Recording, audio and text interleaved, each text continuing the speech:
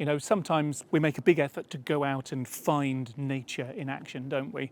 But at other times, if you're smart, nature in action can just come to you. I'm at this inner city garden and I'm standing by this magnificent artichoke thistle. It's beautiful, and for the last few minutes, nature has been buzzing its way and finding its way to me, and that's what I'm taking some pictures of right now.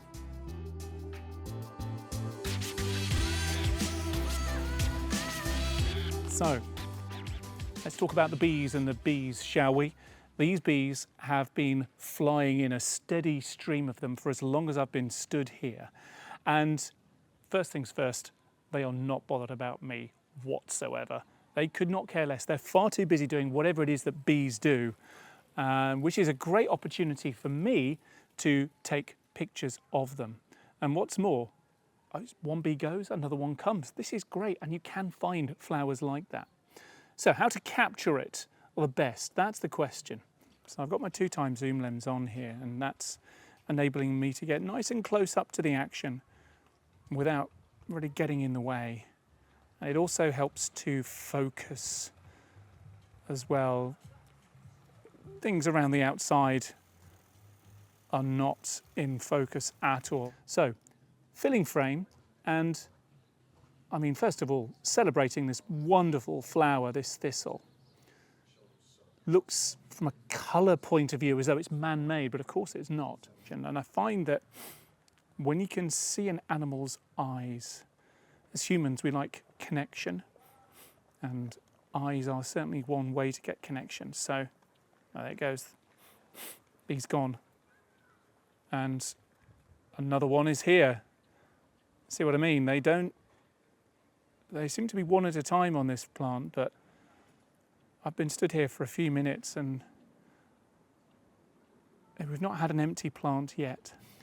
But we've got the bee right in the middle doing its thing.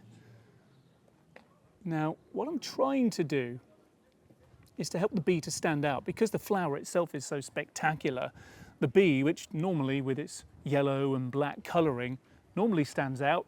No, it's kind of having to fight for attention in here. So I'm just trying to create a composition that captures a pleasing amount of the wonderful colours of the flower, almost neon, but also showcases the bee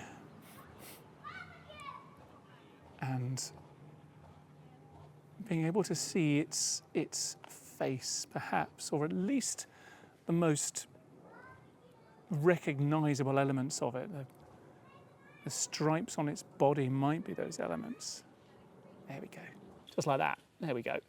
Kind of got a shot of its backside there, but that's okay. That's okay. And with all of these, it is about being patient. You can just keep on tapping away and tapping the exposure button. Oh, there we go. Just came out, went back in again. But really, once you've got some coverage, you know, some good general shots, it's about waiting for the right moment to take that shot.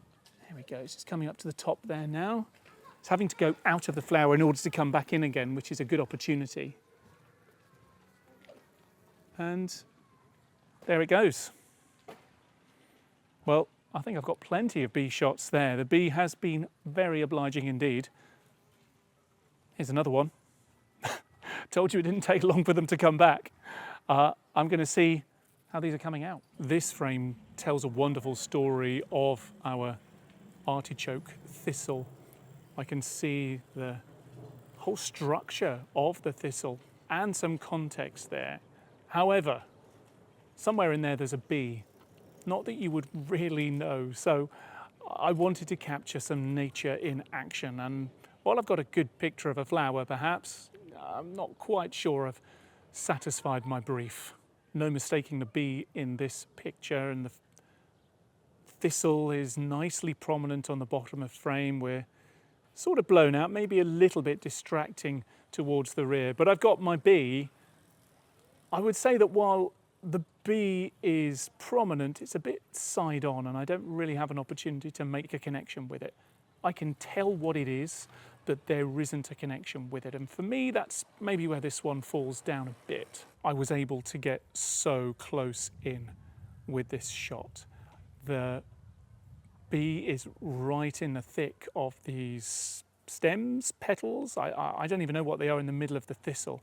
And it takes on a kind of abstract neon look. You would not know that this were a thistle, but you can very clearly see the bee. And in fact, when you zoom in, the detail on the bee, especially its wings, is extraordinary.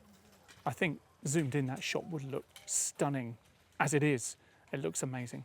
What I like about this shot is that I've got my thistle covering the bottom corner of the frame, but I've got the background nicely blown out. But just peeking right in the center of frame is my bee and its face on. I can see its eyes very, very clearly. Is it looking at me? And that creates a sense of connection. If I were to zoom in a bit, it becomes even more dramatic. I would love that as my phone home screen wallpaper. Really captivating shot. Gets the best of this plant, gives some context, and lets me make a connection with this bee. I'm so pleased with this.